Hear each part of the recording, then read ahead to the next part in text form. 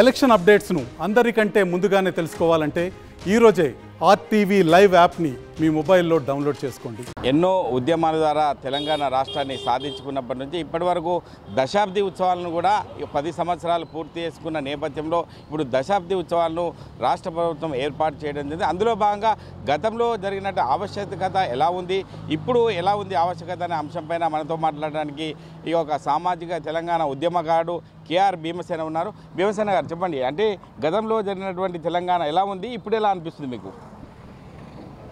10 ఏళ్ళ 20 ఏళ్ళ తెలంగాణ ఆరాటం పోరాటం తెలంగాణ రాష్ట్రం సిద్ధించిన తర్వాత కేసీఆర్ గారి నాయకత్వంలో 9 ఏళ్ళ కేసీఆర్ పరిపాలన ప్రజలకు అందుబాటులో ఉంది, సస్యశ్యామలంగా కీర్తించబడ్డది. ఇవాళ 6 నెలలు దగ్గర కావస్తుంది కాంగ్రెస్ ప్రభుత్వం వచ్చి.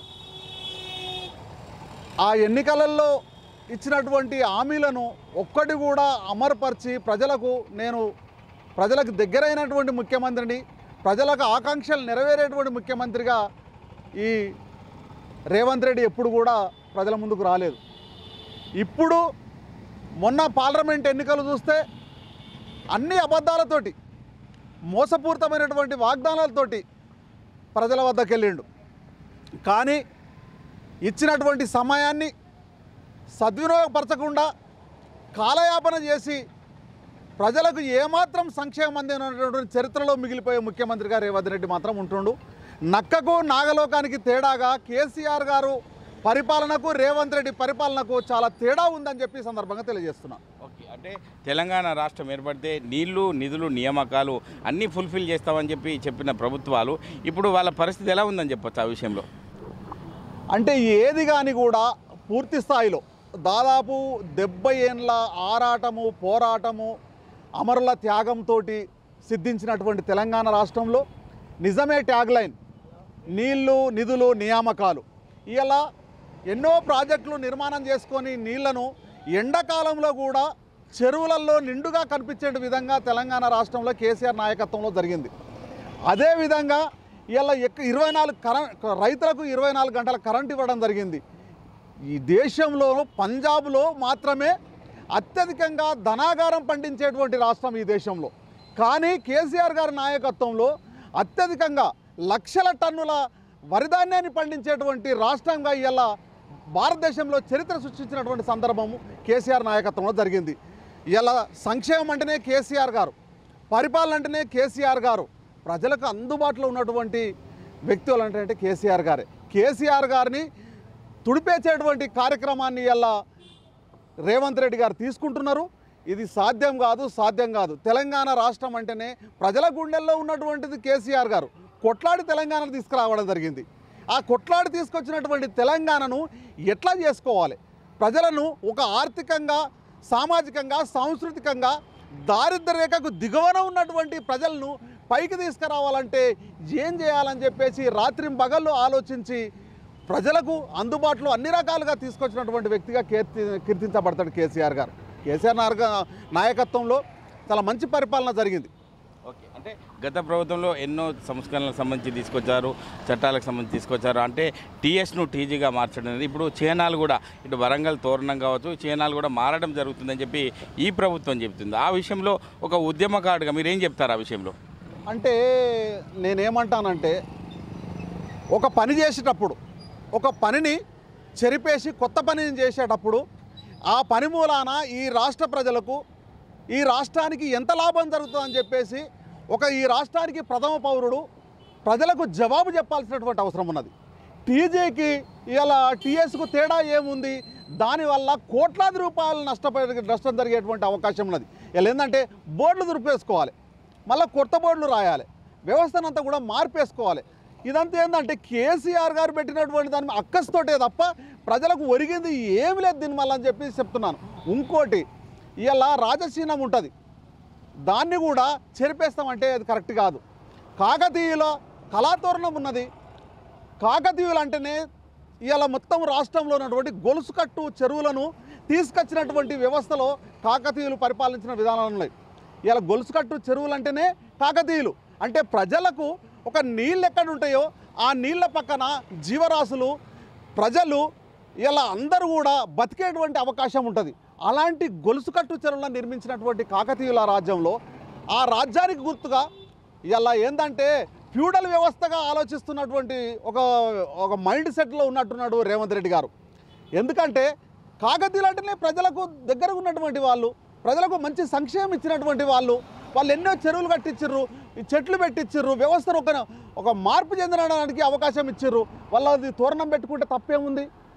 ఇలా హైదరాబాద్ ఉన్నది, హైదరాబాద్ అంటేనే చార్మినార్ అనేటువంటి గుర్తింపు అని ఉంటుంది, దాన్ని పెట్టుకుంటే తప్పేమున్నది? ఏముంది?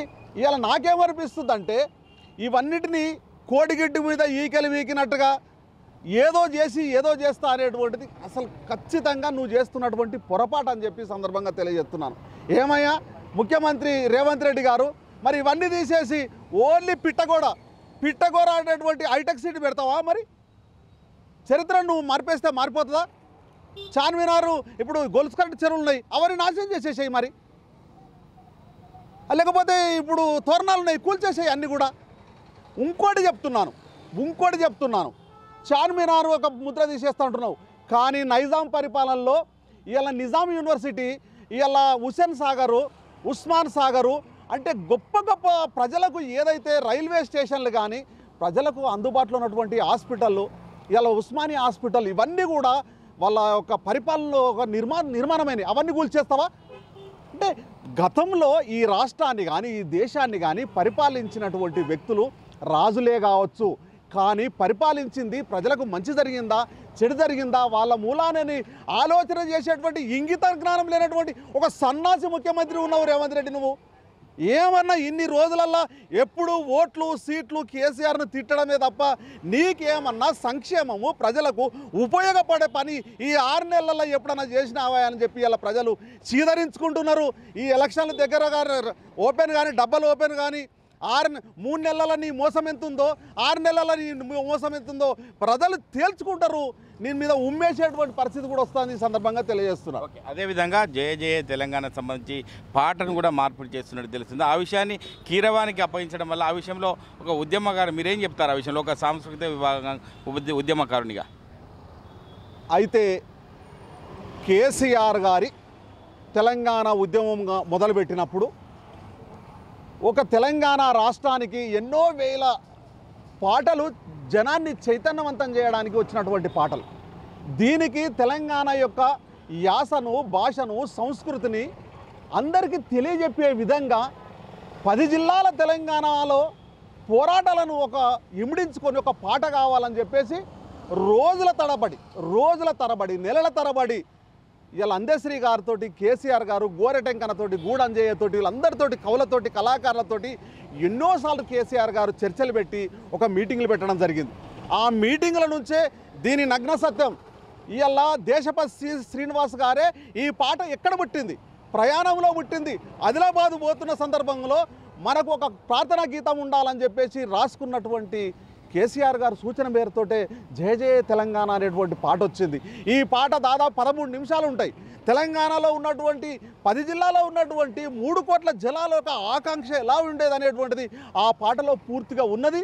కానీ తెలంగాణ వచ్చిన తర్వాత కేవలం అందశ్రీ గారి యొక్క దాన్ని ఏమంటారు, అందశ్రీ గారి ఆయన మాటల్లో నచ్చకనే ఆయన యొక్క దాన్ని ఏమంటారు అది నచ్చకనే కేసీఆర్ గారు దాన్ని పక్కన పెట్టిరు తప్ప తెలంగాణ పాట మీద కానీ తెలంగాణ యాస మీద కానీ ఎలాంటి విభేదాలు లేవు.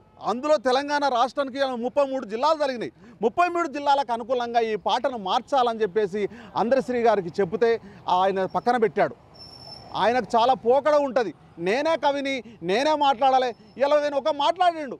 ఏం మాట్లాడి తెలంగాణలో కళాకారులే లేరు, తెలంగాణలో అసలు సంగీత దర్శకులే లేరని మాట్లాడినటువంటి అందశ్రీ గారు అసలు కేసీఆర్ గారు కనుక లేకపోతే నీ పాట లేదు, కేసీఆర్ గారు సూచించకపోతే జయ జయ తెలంగాణ లేదు, అసలు కేసీఆర్ గారు లేకపోతే నీ బతుకు లేదు.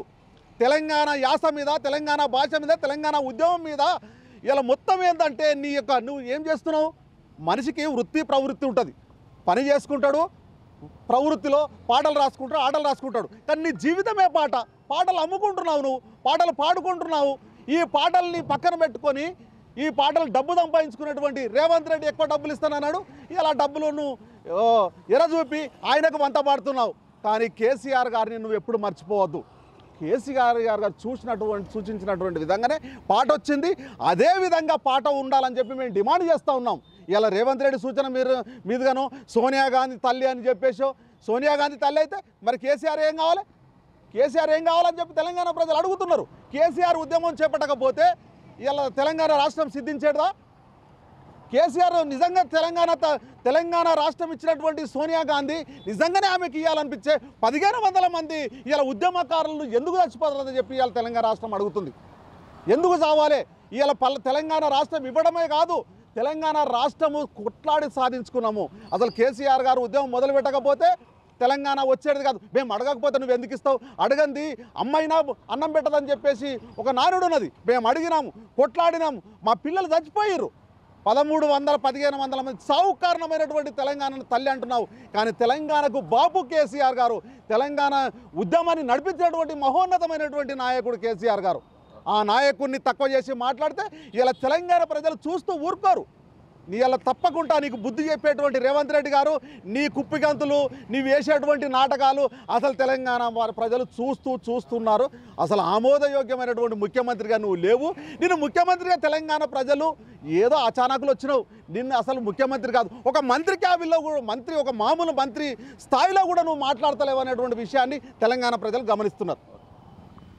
తెలంగాణ ఉద్యమం సమయంలో ఎంతోమంది బలిదానాలు చేయడం వల్లే ఇలా తెలంగాణ రాష్ట్రం సిద్ధించింది. కాబట్టి కేసీఆర్ తెచ్చినట్టు సంస్కరణలు అవి లోటుపాట్లు ఉంటే సరిచేయాల్సింది పోయి ఆయన తెచ్చిన పథకాలను మార్చడం అనేది ఒక సిగ్గుచేటు.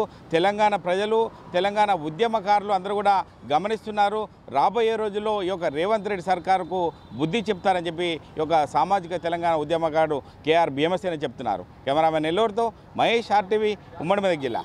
మరిన్ని వీడియోస్ కోసం ఛానల్ ని సబ్స్క్రైబ్ చేయండి. లేటెస్ట్ అప్డేట్స్ కోసం వాట్సాప్ ఛానల్ ని ఫాలో చేయండి. అండ్ లింక్ డిస్క్రిప్షన్ లో ఉంది.